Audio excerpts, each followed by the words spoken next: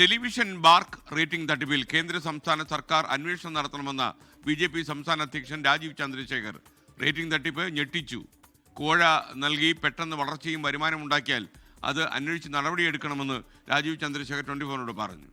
പെട്ടെന്ന് ആരെങ്കിലും ഒരു ബാർക്ക് ഫിക്സിങ്ങോ റേറ്റിംഗ് ഫിക്സിങ് ചെയ്ത് അവരുടെ വളർച്ചയും അവരുടെ റവന്യൂസ് എല്ലാം അതിനെ ഇമ്പാക്റ്റ് ചെയ്യുന്ന മാതിരി ചെയ്യുമ്പോൾ അത് ഈ സ്റ്റോറിയിൽ സബ്സ്റ്റൻസും സത്യം ഉണ്ടെങ്കിൽ ഇത് ഇൻവെസ്റ്റിഗേറ്റ് ചെയ്യണം. കാരണം ഇതൊരു ഡേഞ്ചറസ് ട്രെൻഡാണ്.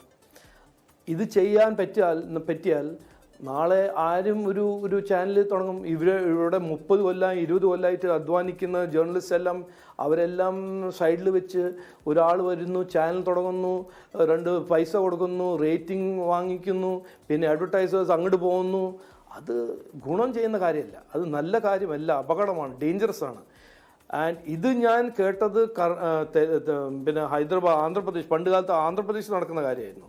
പിന്നെ ഞാൻ കേട്ടു അത് തമിഴ്നാട് നടക്കുന്നുണ്ട്, ചില സ്ഥലത്ത് കർണാടകയിൽ നടക്കുന്നുണ്ട്. പക്ഷേ ഇവിടെയും വരും എന്ന് ഞാൻ പ്രതീക്ഷിച്ചിട്ടില്ല കേട്ടോ. ഇത് ഇന്ന് കണ്ടപ്പോൾ എനിക്ക് ഒരു വലിയ ഷോക്ക്. അത് ഡേഞ്ചറസ് ആണ്. അത് ഗവൺമെൻറ് ഓഫ് ഇന്ത്യയും സ്റ്റേറ്റ് ഗവൺമെൻറ് ഇത് നോക്കണം. കാരണം മീഡിയ ജനങ്ങളുടെ മനസ്സ് ഷേപ്പ് ചെയ്യുന്നൊരു ഇൻസ്ട്രുമെൻറ്റാലിറ്റിയാണ്. Opinion making ഇൻസ്ട്രുമെൻറ്റാലിറ്റിയാണ്. അത് ഹൈജാക്ക് ചെയ്താൽ, അത് റോങ് ഫോഴ്സസ് ഹൈജാക്ക് ചെയ്താൽ അത് നാടിന് നല്ലതല്ല, ഒരു നല്ല കാര്യമല്ല എന്നാണ് ഞാൻ പറയാൻ ആഗ്രഹിക്കുന്നത്. വേറൊന്നും പറയുന്നില്ല.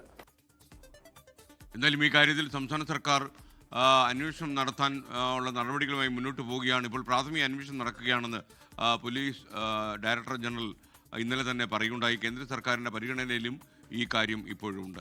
ലോകത്തെവിടെയായാലും ഏത് സമയത്തും 24 വാർത്തകളും ഓഗ്മെന്റഡ് റിയാലിറ്റി പാക്കേജുകളും എക്സ്പ്ലെയിനറുകളും വിശദമായി കാണാൻ ഞങ്ങളുടെ YouTube ചാനൽ നിങ്ങൾക്ക് സബ്സ്ക്രൈബ് ചെയ്യാം.